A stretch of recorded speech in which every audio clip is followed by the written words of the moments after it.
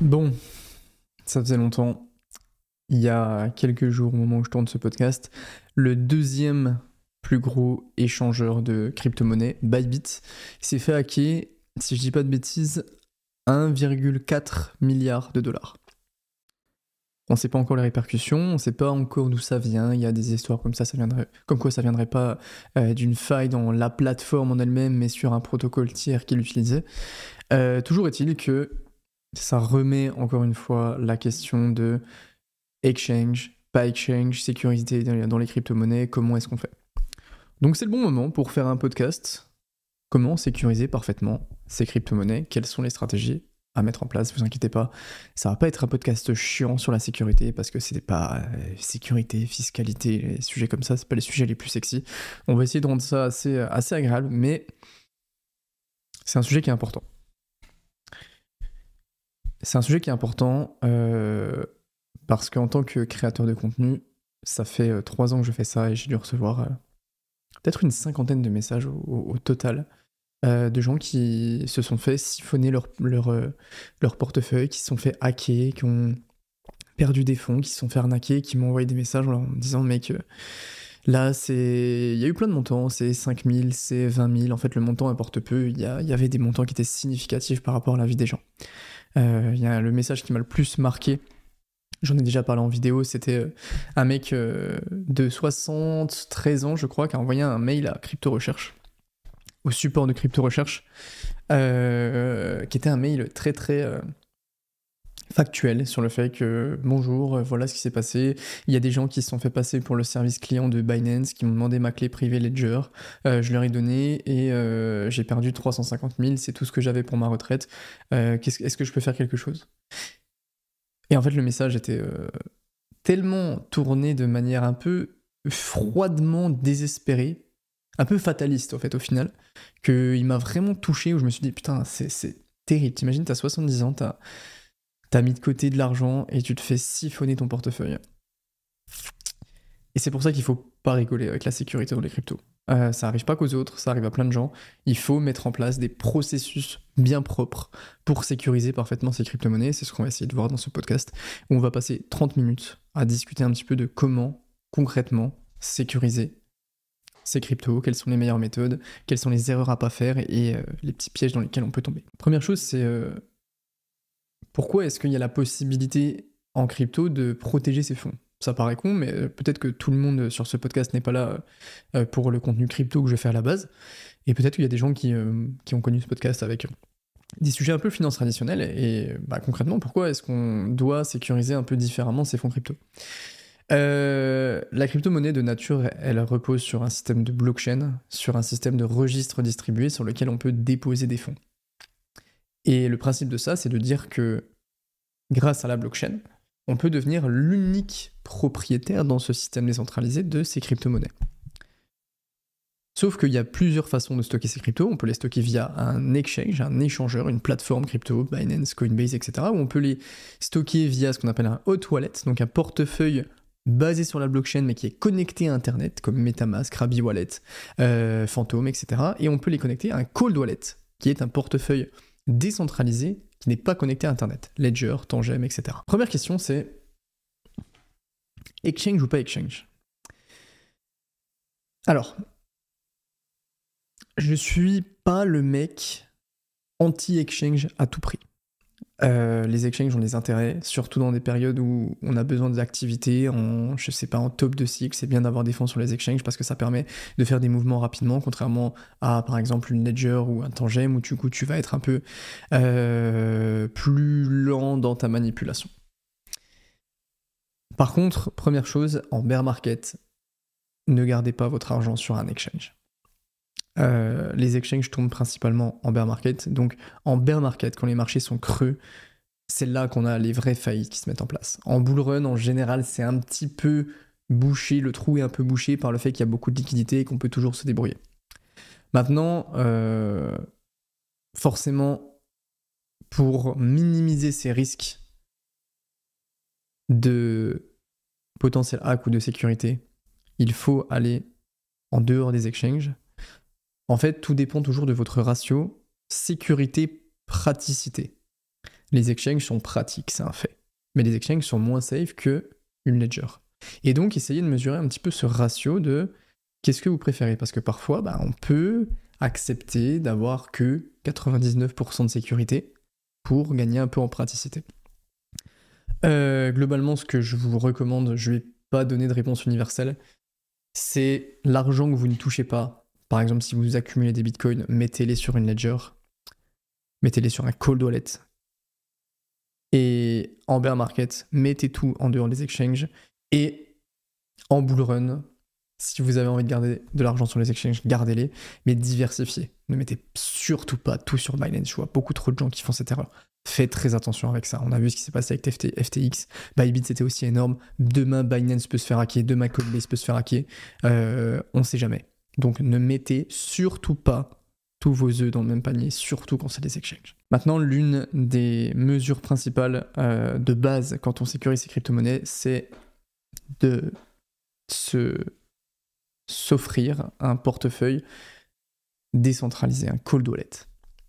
Un cold wallet, c'est un portefeuille qui n'est pas connecté à Internet, qui vous permet d'avoir un contrôle total de vos crypto-monnaies et qu'il n'y ait jamais un exchange qui puisse vous geler vos fonds, il n'y ait jamais un hack potentiel parce que vous avez une souveraineté totale sur vos fonds.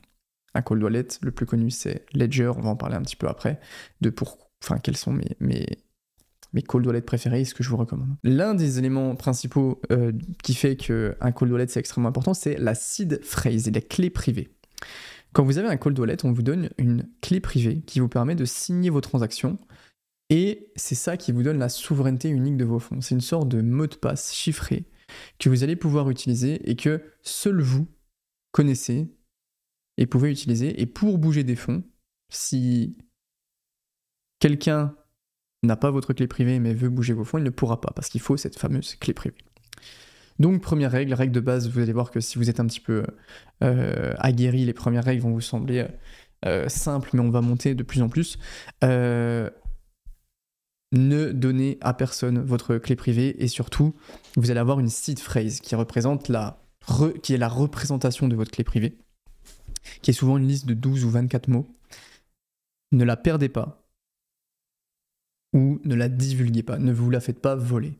Pourquoi ? C'est parce que si vous n'avez plus l'accès à votre seed phrase qui vous permet d'avoir l'accès à vos clés, vos fonds sont définitivement perdus. Donc la seed phrase, 12 ou 24 mots, il faut être un putain d'hypocondriaque là-dessus. Première règle, ne la stockez jamais en ligne. Google Drive, iCloud, email, ça dégage. On peut injecter un malware, scanner les fichiers de vos PC, récupérer votre seed et vous siphonner vos fonds. Si quelqu'un a accès à vos seeds, ils peuvent récupérer vos fonds, ils peuvent avoir accès à votre portefeuille et les dégager. Donc ça dégage des Google Drive, iCloud, etc. Si vous faites pirater votre compte Google iCloud, vous les dégagez. Et il y a même parfois ce qu'on appelle des ransomwares qui ciblent les fichiers texte qui contiennent des seeds. Attention à ça. Ne mettez pas vos clés privées en ligne. La règle la plus simple, c'est de l'écrire à la main, au papier, le bon vieux papier, et de conserver sa clé privée. Jamais de capture d'écran, jamais de copier-coller de la clé privée. Écrivez-les à la main et stockez-les en endroit sûr. En endroit sûr, ça veut dire quoi ? Sur papier c'est bien, mais attention, le papier ça peut prendre l'eau, prendre feu. Il y a une manière qui fait qui s'appelle du metal backup, qui est une sorte, il y a plusieurs façons de faire ça, mais qui vont vous permettre d'écrire votre seed phrase sur du métal en acier inoxydable. Ledger il propose par exemple la CryptoSteel, il y a aussi Billfold, Blockplate qui sont des moyens de conserver votre phrase de récupération, votre seed phrase sur de l'acier inoxydable pour qu'il résiste au feu, à l'eau, au choc. Donc le graver sur du métal, ça peut être très intéressant. Donc on l'écrit jamais sur internet, on l'écrit sur un papier ou sur du métal et on la stocke de manière sûre. Comment on la stocke de manière sûre ? Il y a plein de méthodes. Vous pouvez utiliser un coffre-fort, un vrai coffre-fort, parce que si votre seed phrase elle est dans votre bureau et qu'il y a un cambrioleur, il vient et disparaît avec vos fonds. Et bah, soit il vous vole vos fonds, soit dans tous les cas, s'il vous a volé votre seed phrase, vous pouvez plus avoir accès à votre portefeuille. Donc le bon vieux coffre-fort, il y en a sur Amazon qui coûte 50 balles, 100 balles. Il y a aussi le coffre-fort que vous pouvez mettre dans une banque, qui est intéressant. En fait, tout va dépendre, le niveau de sécurité va dépendre aussi... Alors, pas que, mais ça va évidemment dépendre de vos fonds. C'est-à-dire que si vous avez 500 € sur votre ledger ou si vous avez 5 millions, le niveau de sécurité, vous comprendrez qu'il est quand même vachement différent. Mais vous pouvez très bien aussi prendre un coffre-fort dans une banque et mettre votre clé privée dedans. Votre seed phrase, pardon. Il y a une autre façon aussi qui est faisable, c'est de diviser votre seed phrase et de la stocker en plusieurs endroits séparés. Il y a une méthode de chiffrement qui s'appelle le SSS, le Shamir Secret Sharing, qui est en gros le fait de venir fragmenter notre phrase seed en plusieurs parties. Par exemple, on va la fragmenter en 5 parties et on va déterminer ce qu'on appelle un quorum. Un quorum, c'est-à-dire le fait qu'il va falloir, après ça, un minimum de fragments pour qu'on puisse la déverrouiller. Par exemple, si vous fractionnez en 5 parties votre seed phrase avec un quorum de 3, il vous faut obligatoirement 3 fragments pour venir récupérer la seed. Donc c'est pas mal parce que si vous faites, par exemple, si vous avez fractionné en 5 et vous divisez un peu partout et que vous faites voler un fragment, même 2 fragments, bah, le mec qui vous vole ça ne peut pas accéder à votre seed. En fait, il y a plein de façons différentes de stocker, de sécuriser sa seed. Le plus important, c'est qu'il faut que ça soit simplement la façon la plus agréable et la plus logique pour vous. Parce qu'il ne faut pas non plus négliger le potentiel de perte ou d'oubli. Par exemple, si vous fractionnez votre seed phrase en 5 et que, bah, au final, vous perdez 3 endroits où vous l'avez stocké, bah, vous avez perdu votre phrase. Donc, soyez bien concentrés sur cet aspect-là. Ce que je peux vous recommander, qui est la méthode que je trouve l'une des plus simples et des plus efficaces, c'est de mettre seed phrase dans un coffre-fort. Et ce que vous pouvez faire, c'est chiffrer cette seed phrase. Donc, faire un chiffrement. Oui, chiffrer, c'est faire un chiffrement. Mais un chiffrement hyper con, tu vois. Genre, par exemple, je sais pas, c'est vous qui décidez, mais vous prenez votre seed phrase, vous avez des mots, imaginons que vous avez arbre, et vous savez que quand vous allez stocker dans votre portefeuille, dans votre coffre-fort, pardon, vous n'allez pas stocker le mot arbre, vous allez stocker votre seed phrase, mais vous allez décaler de 2 lettres vers la droite, par exemple. Donc, au lieu de mettre A de arbre, vous allez mettre 2 lettres, B, C, vous allez mettre un C. A, R, R, R, S, T, vous allez mettre un T. Vous voyez ce que je veux dire? Et vous chiffrez tout ça. Comme ça, c'est dans le coffre-fort, chiffré, donc si quelqu'un y a accès, il ne comprend pas, mais par contre, vous savez, et vous pouvez le récupérer facilement. Et le mieux, parce que l'avoir dans un seul endroit, ça peut être problématique pour plein de raisons. Si on vous vole le coffre-fort, par exemple, bon, oui, le mec aura pas accès, mais vous auriez pu votre site. Ça peut être, par exemple, de confier, de trouver quelqu'un de confiance, quelqu'un de votre famille, et de lui confier votre phrase seed, chiffrée, parce que on sait jamais. Et comme ça, lui, il sait qu'il la garde chez lui, mais même lui ne peut pas la déchiffrer. Vous voyez ce que je veux dire? C'est l'une des façons que je trouve les plus intéressantes parce que si vous la faites voler chez vous, quel voleur pourra pas retrouver la seed, mais il pourra la prendre et vous êtes dans la merde quand même. Coffre-fort, vous prenez votre seed phrase, vous la chiffrez avec une méthode simple qui est la vôtre. Vous ne divulguez jamais à personne la façon dont vous l'avez chiffrée. D'accord? Vous testez bien avant si ça marche, c'est important. Et vous pouvez prendre quelqu'un de confiance et lui donner votre seed phrase chiffrée qu'il va pouvoir conserver chez lui. Ça, c'est la meilleure façon de stocker sa seed phrase. Ensuite, on a la sécurisation des accès. Ce qu'on veut, c'est développer une sorte d'hygiène de sécurité des crypto-monnaies. Donc ça passe par la façon dont on va les stocker, mais ça passe aussi par des bonnes pratiques. Première règle, si quelqu'un a accès à vos plateformes crypto, bah, il peut vider votre compte en quelques secondes. Logique. Donc, mettez ça, c'est très important, ce qu'on appelle un 2FA sur toutes les plateformes, une validation en 2FA. Le 2FA, c'est quoi? C'est le truc, quand vous vous connectez, qui vous envoie un mail ou qui vous envoie un SMS. Ça, c'est un truc que vous pouvez faire. Vous vous connectez, vous mettez votre mot de passe, il ne faut pas que ça vous connecte directement à Binance, à Coinbase, peu importe. Il faut que, au moment où vous vous connectez, vous ayez ce fameux 2FA. Attention, je vois beaucoup de gens qui ont un 2FA sous forme de SMS, où en gros, vous allez recevoir un code par SMS au 06 machin. C'est très dangereux. C'est très dangereux parce qu'il y a des systèmes de SIM swap, de piratage de carte SIM, qui permet à un hacker, par exemple, de recevoir votre code de validation. Donc si jamais il a votre mot de passe qui fait un SIM swap, il reçoit le code de validation, il peut avoir accès. Et on peut aussi même avoir juste un malware qui peut intercepter les SMS. Donc le SMS 2FA, je suis pas fan. La meilleure solution pour moi, c'est le Google Authenticator ou AUTHI, AUTHI, qui permet de changer les codes à chaque fois. Google Authenticator, c'est vraiment très bon. Et c'est limite plus agréable, je trouve, que recevoir un SMS. Je trouve ça chiant. Attention aux 2FA SMS. Attention aussi à utiliser la bonne adresse mail. Je vous recommande d'éviter d'utiliser votre propre adresse mail sur les exchanges. Pourquoi ? Parce que si un hacker identifie votre adresse mail, il va pouvoir la pirater, il va pouvoir récupérer les accès. Donc ça peut être pas mal d'avoir par exemple une adresse email qui est dédiée uniquement aux exchanges, et encore une fois, pour cette adresse mail-là, d'activer un 2FA le plus sécurisé possible, avec par exemple ProtonMail, Google Auth, ou ProtonMail et ce qu'on appelle YubiKey, qui vous permet d'avoir une vraie sécurité de connexion. Faites en sorte que ça soit difficile, voire impossible, pour les hackers de se connecter sur votre compte. Attention aussi avec le Wi-Fi public. C'est une erreur que j'ai fait une fois. Et un mec avec qui je bosse m'a dit « Mec, t'es fou, qu'est-ce que tu fous ?»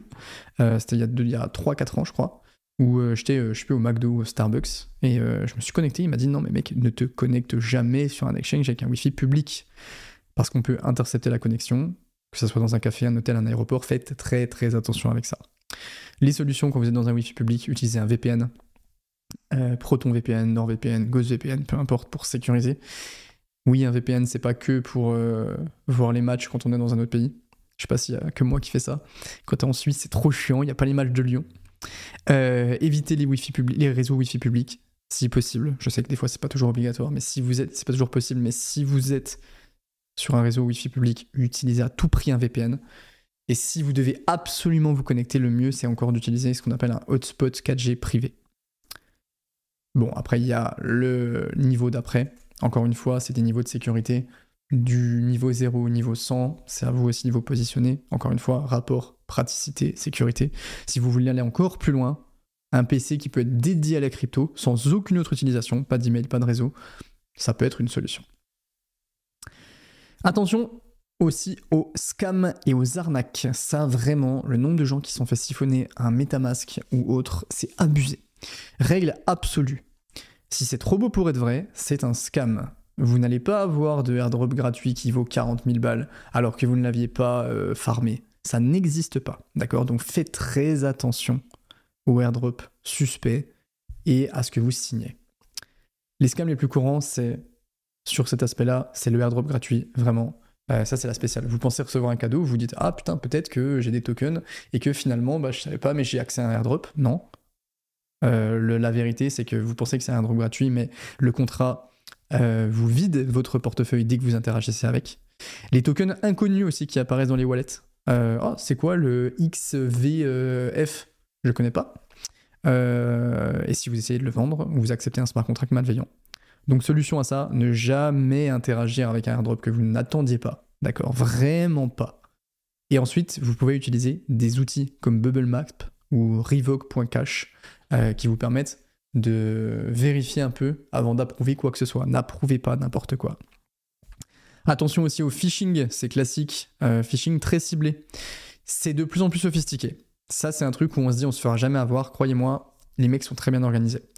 La classique, c'est faux support Ledger, faux support Binance qui vous appellent, qui vous disent que oui, bonjour, on est le support Ledger. Regardez, je viens de vous envoyer le lien de notre support et le site est hyper bien fait. On a une faille de sécurité, c'est un petit peu compliqué. On est en train de régler ça, mais il faudrait votre seed phrase pour pouvoir transférer nos fonds. Et là, les mecs sont très très bons, ils t'embobinent. Non, ne donnez jamais, jamais, jamais, sous aucune condition votre seed phrase. Attention aux faux projets crypto sur Telegram avec des mauvais liens. Attention aux liens Twitter, attention aux gens que vous ne connaissez pas. Attention aux fakes de créateurs de contenu crypto qui vous offrent des tokens, qui vous offrent quoi que ce soit. Il y a pas longtemps, j'ai eu un mec qui m'a envoyé un message sur Discord qui m'a dit « Salut mec, je voulais bien être sûr que c'était bon pour notre appel de demain. Avant de te payer. » Et là, maintenant je commence à les sentir, je me dis « What the fuck, c'est quoi ça ?» Et en fait, c'est un fake e-real qui avait discuté avec un mec qui lui avait dit « Ouais, on peut discuter, t'inquiète, c'est 1 000 € pour qu'on s'appelle. » Et le mec allait payer. Donc faites attention, les créateurs, Asher, Paul, moi, peu importe, on ne vous enverra jamais des messages random pour discuter ou quoi que ce soit. Ça n'existe pas. Ok ? Donc faites attention aux liens, ce que vous cliquez, évitez les liens raccourcis. Vous pouvez aussi, petit tips, les entrer sur ChatGPT. Faites un copier du lien, vous dites est-ce que tu peux me regarder si ce lien est dangereux ou pas. Et ChatGPT peut t'analyser et ça m'a déjà sauvé pas mal de fois. Ne donnez jamais votre seed phrase, même si c'est apparemment le support officiel, c'est faux. Et toujours passer par les sites officiels pour télécharger MetaMask, Ledger Live, etc. Ça peut être aussi l'une des failles de sécurité possibles. C'est que vous voulez télécharger MetaMask, vous allez sur un lien de phishing, vous téléchargez le mauvais MetaMask et vous êtes dans la merde. Il y a aussi un site qui s'appelle revoke.cash qui vous permet de vérifier et de révoquer les permissions qui sont accordées à votre portefeuille. Revoke.cash, je vous le mets dans la description. En fait, on peut très vite donner des accès à des smart contracts malveillants sans vraiment le savoir. Donc la solution, ça peut être d'aller sur revoke.cash, c'est pas du tout sponsorisé ou quoi, c'est juste quelque chose que j'utilise, et de voir quel accès notre portefeuille a donné et de pouvoir le gérer, de révoquer certaines autorisations, de dire non, si je n'approuve pas ça, tu ne me mets pas ce token random dans mon portefeuille même si c'est offert, tu vois. Comme ça vous permet de faire des vérifications. Autre point aussi extrêmement important, la sécurité DeFi et smart contract. Ne signez jamais à l'aveugle sur MetaMask. Il y a beaucoup trop de hacks qui commencent par une signature de transaction un peu innocente, comme ça on vous dit il y a juste cette transaction. Attention. Lisez les permissions avant de signer une transaction et vérifiez si la transaction, elle accorde un accès illimité à un token, par exemple. Petit tips, utilisez plutôt Rabi Wallet au lieu de MetaMask. Ça vous permet d'afficher les détails des transactions et je vais vous expliquer aussi d'autres tips juste après. Vérifiez les smart contracts avec lesquels vous interagissez. Il y a des projets DeFi qui ont des failles, qui ont des rug pulls qu'on ne peut pas voir comme ça et vous avez des outils qui vous permettent de le faire. Bubblemap, encore une fois, qui vous permet d'analyser la distribution des tokens pour voir si on a une poignée de personnes qui contrôlent toute la supply et qui peuvent se barrer. Rugdoc, encore une fois, tout dans la description, qui est un produit qui vous permet de scanner les contrats pour voir s'il y a un risque de rug pull. Est-ce que dans le code, ils ont intégré des failles, des backdoors, etc. Et Token Sniffer, qui détecte les clones et les copies. C'est intéressant. Rug pull, Bubblemap, Token Sniffer. Attention aussi aux bridges. 80% des plus gros hacks DeFi viennent des bridges. Pourquoi ? Parce que les bridges sont des sortes de honeypots avec des millions qui transitent. Et un bridge, pour ceux qui ne savent pas, c'est si jamais je veux passer mes tokens de la blockchain Solana à la blockchain Ethereum, je vais utiliser un bridge parce que c'est pas la même blockchain. Un pont qui permet de faire la transition entre les deux rives. Et les bridges sont source de hacks absolument colossales. Donc, utilisez les bridges les plus réputés, Stargate, Layer 0, Synapse, et évitez les nouveaux bridges sans audit. Donc concrètement, gardez le contrôle sur vos fonds, sécurisez votre seed phrase. Je vous conseille de la noter dans l'idéal sur du métal et de la chiffrer avec une façon que seul vous connaissez, qui peut être très simple, et de la donner à un proche au cas où vous la faites voler et de la mettre dans un bon vieux coffre-fort. Attention à la sécurisation de vos accès VPN, 2FA, email dédié, pas de Wi-Fi public et grosse vigilance sur la DeFi. Revoke.cash c'est très bon, Smart Contracts Audit, pas de signature aveugle. Et maintenant je vais vous parler un petit peu de Ledger. Pour être tout à fait honnête avec vous, Ledger, c'est le leader du secteur, c'est le portefeuille non custodial le plus réputé et je connaissais pas spécialement l'équipe, je suis allé les rencontrer. À Paris, ils ont des bureaux, des super bureaux incroyables. Il y a un terrain de basket sur le dernier étage, c'est une folie. Mais surtout, ça bosse. Et j'ai pu discuter avec des mecs qui sont vraiment, vraiment très pointus et qui m'ont fait comprendre pas mal de choses sur la sécurité que j'avais pas vraiment compris. Que je vais vous donner et qui sont vraiment très importants. Et là, je pense qu'il y a vraiment de l'alpha pour les gens qui sont un petit peu plus aguerris et pour qui ce qu'on a dit au-dessus, c'était simple. En fait, les gros problèmes de la plupart des portefeuilles crypto, c'est qu'ils ne permettent pas de lire clairement ce qu'on signe. C'est ce qu'on appelle du blind signing, et c'est quelque chose qui est extrêmement utilisé par les hackers. C'est en gros, on va valider une transaction sans vraiment comprendre ce qu'on est en train d'autoriser. Pourquoi ? Parce que généralement, on peut avoir juste ce qu'on appelle le hash de la transaction. On peut avoir juste une version condensée de ce que veut dire la transaction, qui sont des choses que les hackers utilisent pour un peu nous prendre en erreur et nous dire « Ok, c'est quoi cette transaction bizarre ? Allez, vas-y, j'accepte, je passe à autre chose. » Et en fait, c'est une faille qu'ils exploitent pour faire approuver des mauvaises transactions.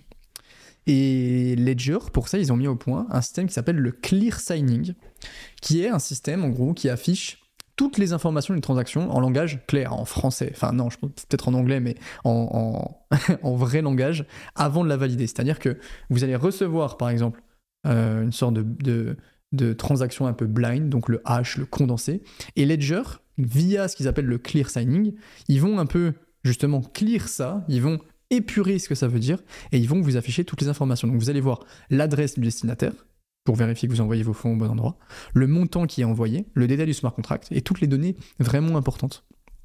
Et c'est extrêmement important parce que ça vous permet de savoir exactement à quoi votre transaction sert en fait. Parce que c'est quelque chose qui est très très très utilisé, le blind signing.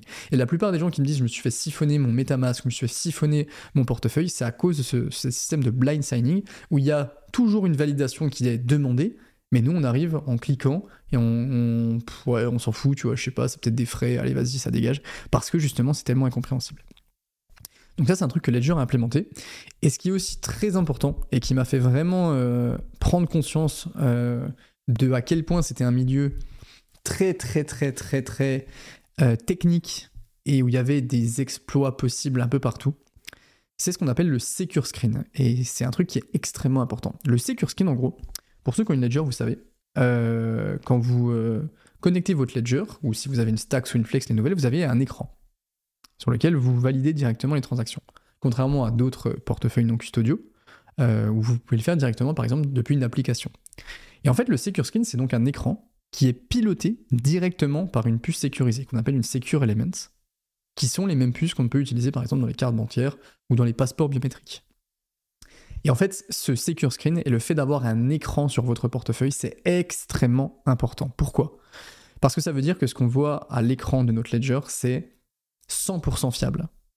Les hackers ne peuvent pas modifier l'affichage de ce qu'il y a sur cet écran. On signe ce qu'on voit. Il n'y a pas d'altération possible par un malware ou quoi. Et contrairement par exemple à si je peux connecter mon portefeuille à mon application, les hackers ils peuvent changer pas mon portefeuille directement, mais ce qui est marqué sur mon application. Donc il y a beaucoup plus de sources de hack que si on avait un secure screen. On a besoin d'un secure screen. Et il y a beaucoup justement de portefeuilles, et ça c'est vraiment un truc que j'ai réalisé ces derniers temps, qui coupent les coûts en supprimant l'écran, et du coup en utilisant un écran non sécurisé, comme une application. Et le problème c'est que sans écran, je vais pas les citer les autres, mais on dépend entièrement de notre ordinateur ou notre téléphone. Donc si notre ordi est compromis, notre wallet, notre portefeuille, il devient juste un outil de signature, sans vérification. Les écrans standards, les trésors, etc., c'est mieux, mais c'est encore un peu vulnérable. Pourquoi ? Parce que, en gros, l'écran est piloté par une sorte de microcontrôleur indépendant, qui est mieux, mais qui est encore source de hack. Et c'est pour ça que le Secure Screen, c'est la meilleure façon de se protéger, parce que le fait que ça soit un écran extrêmement technique, qui est relié à cette puce, enfin qui dépend directement et qui est piloté par la puce, ça fait que ce qui est sur l'écran ne peut pas être contaminé. C'est extrêmement important. On ne peut pas falsifier les informations. Un hacker pourrait prendre le contrôle du microcontrôleur, il pourrait afficher une fausse transaction sur l'écran de notre portefeuille, et on pense signer un swap Uniswap, sauf qu'en réalité, on transfère vers une autre adresse. Pourquoi ? Parce que le hacker a pris le contrôle de notre écran, et donc c'est nous qui faisons la transaction malveillante, parce que c'est l'écran qui est contaminé. Et ça, c'est pas possible sur les ledgers. Et c'est pour ça que c'est vraiment très bon. C'est pour ça que, franchement, j'ai vraiment compris à quel point Ledger était largement au-dessus en termes de capacité et de compréhension et de technicité dans un milieu qui est très, très, très, très, très important, qui est celui de la sécurité crypto-monnaie. Et je vous dis pas ça pour un but financier ou quoi que ce soit, je vais vous mettre un petit lien, mais qui est le même lien que tout le monde à la fin de cette vidéo. Et surtout, c'est en fait, aussi pour être totalement transparent, c'est pas quelque chose qui est spécialement financièrement très intéressant pour moi, dans le sens où c'est les ledgers, ça coûte cher à créer, donc ils peuvent pas énormément marger sur ce que moi je peux prendre par exemple en affiliation. Donc je vous dis ça en toute honnêteté pour que vous ayez un peu l'ensemble aussi, c'est que j'ai vraiment réalisé à quel point il y a aussi des inconvénients, notamment dans la praticité à utiliser des cold wallets, à utiliser des ledgers, mais en termes de sécurité, on ne peut pas faire mieux actuellement sur le marché. C'est pourquoi en ce moment, ils ont mis un standard qui est très sécurisé, qui combine le clear signing, donc on affiche de manière lisible les transactions, et le Secure Screen qui est 100% fiable parce qu'il est contrôlé par cette fameuse puce. Donc, avec une ledger, on valide les transactions sur un écran qui ne peut pas être manipulé. On voit exactement où vont nos fonds et on comprend. Et c'est un peu la seule façon d'avoir une vraie sécurité crypto. Et évidemment, je ne serai pas un bon influenceur. Putain, je déteste ce mot d'influenceur.